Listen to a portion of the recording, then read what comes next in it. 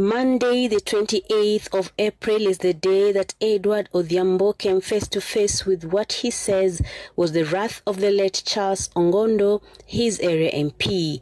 The bloodied clothes he wore on the day he was burying his cousin, a physical reminder of that encounter. Kupata threats kutoka kwa area MP watu wake ati nisikae kwa masisi ya Joel Labach. Nilishangaa kwa nini nisikae kwa masisi ya Joel Labach na Joel ni ndugu yangu. The brazen daylight attack that nearly took his life happened in the presence of the MP during a funeral. It was at yet another funeral that Bobby, a constituent, also accused the MP of instigating an attack against him and his brother. Anaitwa Farao amekuja na chuma. Amebeba chuma kiasi karibu is almost meter na kitu. It's almost 4 feet or 4.5. Amenichapa hapa mpaka nimeanguka chini. Sasa ile nimeanguka au magunzi wake wote wamekuja sasa. Mimi nimechapwa kama nyoka ile imekuja fimbo nini makofi. So when they came, I saw that they wanted to fight me because they were carrying daggers and machetes. So I decided to run. Before I would run, I was already sprang into the ground, and in a few they began beating me. Ladies and gentlemen, in William Ruto's regime, there is one thing that has been very evident, and it's a concern for this country. That is the death of people, the killings. That is going to form the basis of this analysis here today, because we can't just do about politics. But before I take you through, please, if this is the first time you're watching my videos, kindly make sure that you subscribe, like, and comment, because that is the best support you can always give this channel. Why am I talking about this? Recently, there is a member of parliament who was literally shot in a highway in Nairobi on the broad. Actually, there were cameras all over.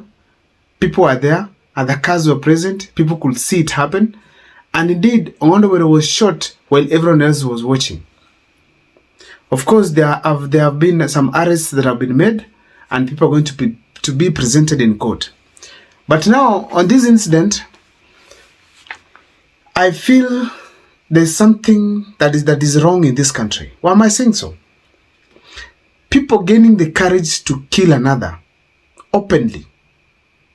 That is very strange.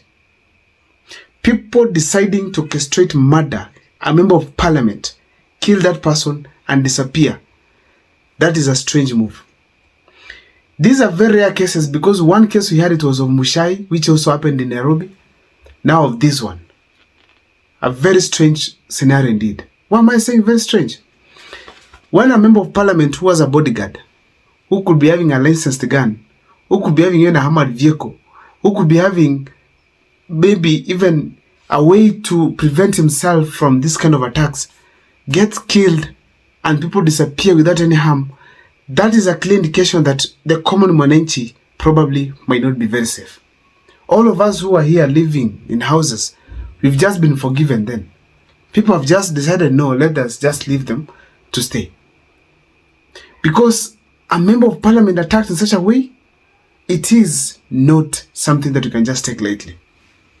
However, in William Ruto's regime, so many deaths have occurred. And let me take you through on some of these things that have taken place. Number one, we've been having femicides. Women being killed in various areas. I remember there was one case in Kiambu where a lady literally left the house. She was a student and she went just for a walk. An evening walk. I think it was nearing her mother's anniversary. Later on, she did not come back.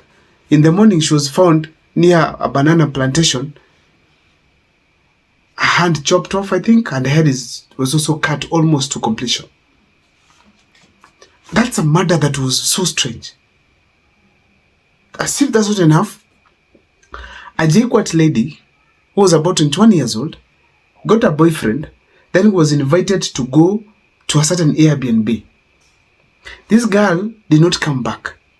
Later on, when there was an alarm was raised, the girl was found chopped into pieces and put in a bag, polythene bag.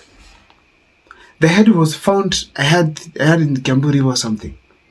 And the gentleman but the person who did that was not found. Was not found.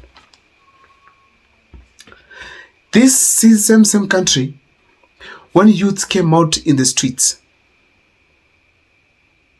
to go and protest against the Finance Bill 2024, the government itself, through the police officers, as we saw from clips and even the BBC documented, shot and killed young men of this country. And those police officers, as we speak today, they are free. None of them has been arrested despite being known. Youths were shot, not because they were stealing, not because they were attacking the police officers, not because they were doing anything illegal. No, actually running from a police officer falling after actually a demonstration. Those are sad stories of death that are occurring in this country. And according to me, the deliberate killings that occur in this country, like the one of parliament buildings, youths being shot, like now Rex Masai, are the ones that give thugs the courage to also even engage in the same heinous activities, killing people anyhow. In a nutshell, I'm trying to tell you guys that the person to blame for this kind of killings that we experience in the country, it is none other than the President of the Republic of Kenya. He hasn't come out to strongly condemn such kind of killings. When youths were killed in parliament buildings, he called them criminals. Simply for demonstrating. What were you telling such people? Let us go to Kware. Bodies were found there dumped in well-wrapped bags. And the main suspect was released. No, actually they're saying he disappeared, of which I doubt it could have happened. A sad story. A very sad story. And people are living like it's just normal. In the last year general elections, that of 2022, we had a case in Bungoma where Didmas Barasa was implicated of being involved in a shooting where one guy by the name, I think Brian, lost his life. I think he was a chief agent or something of an opponent. He was shot and died in front of the brother. Didmas Barasa disappeared for some days, but later on he appeared, and as we speak today, is the member of parliament in Bungoma County. That is a clear indication that people are being left to walk freely with other people despite being engaged, despite killing. Let me just put it very clear as that. Despite killing. Someone is involved in a murder case, without even completing the case, this person is already accepted. The people of Kenya, let us also put it forward that if someone has been involved in any form of goonism, any form of attack, because their people are maimed because of politicians, and the politicians do not care, these people should not be elected or re-elected in any way. Let us have some principles on who to elect into power. Because how can someone shoot a constituent and then get into the office, and not only get into office, operating in the country like there's nothing that happened, abusing and attacking people right, left and center? That is not a country. That's not a country. Now, the Ongondowere who was just killed is just among the few of the politicians who was accused of very painful acts back in their constituencies. Wonder, whereas you've heard from the videos that I've just played at the beginning, literally, people are accusing him of getting involved in some of these bad activities, disappearance of people and killings. That is not the life that we expect Kenyans to live, where leaders just literally decide to do such kind of things.